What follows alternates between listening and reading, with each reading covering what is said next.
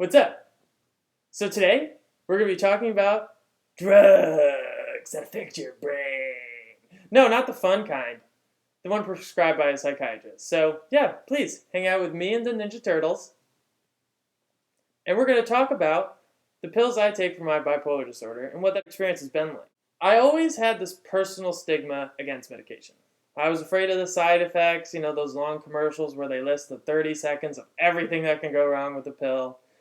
And during my first depressive episode, I was actually willing to see a therapist, but I was completely against going to see a psychiatrist and taking meds. I was afraid that the side effects would just make it worse, that they wouldn't work, and I didn't want to have to rely on a medication in order to be happy. Well, that all kind of changed when I had my first manic episode. So when I had the manic episode, they brought me into the hospital, they observed me for a few days, and decided that Abilify would be best for me. So Abilify is an antipsychotic med used to treat bipolar disorder and some other various disorders. So they told me when I started taking the med that really keep an open conversation with your doctor and let us know how it goes. And this is a trial and error process. We're just going to have to go through a bunch of meds before we find anything that works. So fine.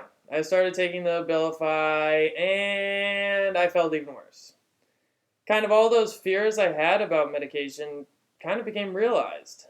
I was very fatigued, out of it all the time, kind of felt like the lights were on but nobody's home. I felt like I was faking a smile for everyone, putting on this fake face. Yet on the inside, I just felt like absolute crap. And one of the worst side effects of the Abilify was that I was getting kind of little muscle tremors.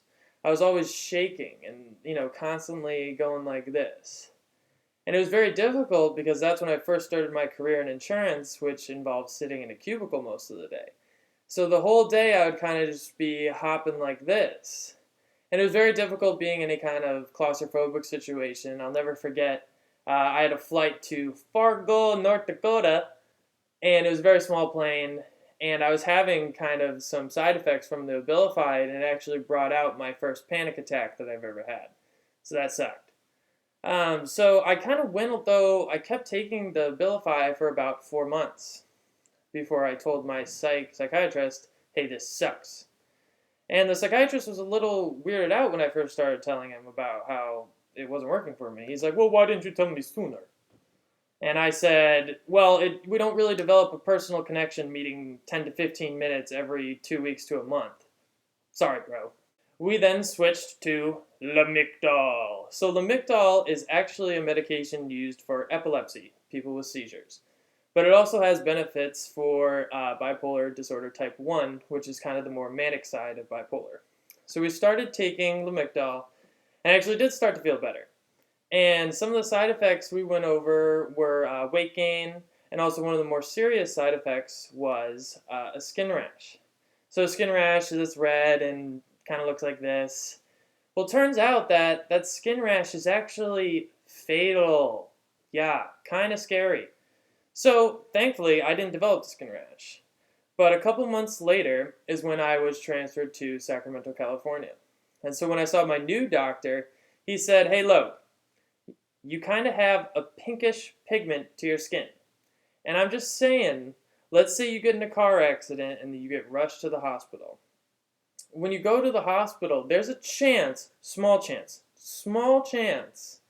that those doctors could think your natural skin pigment is actually the rash of the Lamictal, and they could pull you off and it could get ugly real quick.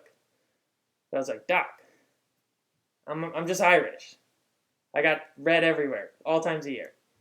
He's like, even so, let's just be safe.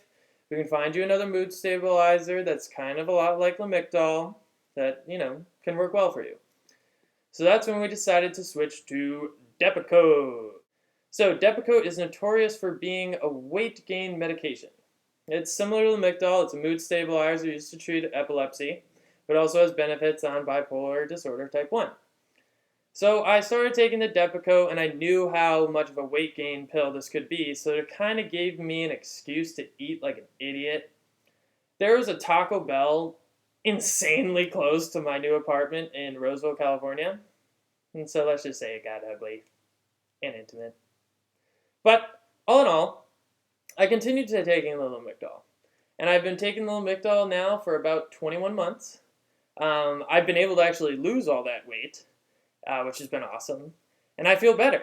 I've really, it's had great effects on my body. I've been having good stabilized moods. I still achieve a good healthy amount of sleep most nights. And I've really been doing well. I certainly don't enjoy taking the meds. It's not something I look forward to doing. It's more of an annoyance. But so is putting in my contacts every morning. Just an annoying thing I have to do every single morning, but it allows me to live a more productive, happy life because I can wear contacts. So I try to look at medication as the exact same way. The meds, yeah, they're annoying. I would prefer not to have to take meds, but hey, I would rather take meds every day than end up in the hospital. So, I choose to take meds because it allows me to live a happier and healthy lifestyle. I've accepted that this is something that the disorder creates for me and something I just have to do. And it's just part of my life. So some takeaways I want you to take away from my story is, first, talk to your doctor. If you have bipolar, there's a very good chance that you took one of the meds that I took. Now, there's also a very, very good chance that your experience with it was completely different. So please, when you're listening to my story, the symptoms are all BS. They don't really matter. What's important is that I was finally able to talk to my doctor about what was working for me and what wasn't. I can't tell you how many times I've heard people say, I've been on this medication for 2 years and it sucks. Have you talked to your doctor about it? No. I'm sorry, but you need to be vocal about this. You're in the driver's seat as the patient. You have to decide what's going to be best for you and what's going to work. So you really, please, be vocal about what you need from your psychiatrist. The next takeaway from my lesson here is patience, something I'm terrible with. So the span from when I started taking meds to when I found Depakote and actually started liking it was honestly about 2 years, about 20 months or so. And it's a very long process. It's a very annoying process. Trial and error sucks. But it's just the way it is. We don't have the technology to really quickly determine what's going to be the best medication for a person with mental health problems. So it just is what it is. You just have to accept it, and you just have to learn that patience skill, and something I'm continuing to develop every single day. But please, just stay patient. And lastly, stay hopeful. I'm a firm believer that there's a medication out there for everybody, whether it be a single medication, combination of meds, or, it may be a medication that's yet to be invented. But all in all, this technology is improving. This process is improving. People do get better from mental health issues. People get better every single day. So please, remain hopeful. And I really think everyone should accept my philosophy of just looking at medication as a simple chore. Same as brushing your teeth, putting in your contacts, taking vitamins. It's annoying, yes. It's a pain in the ass, yes. But it's going to allow you to live a more productive and happy lifestyle. My morning routine.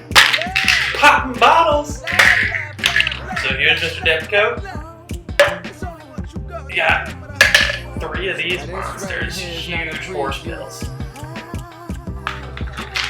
Got a multivitamin. And fish oil.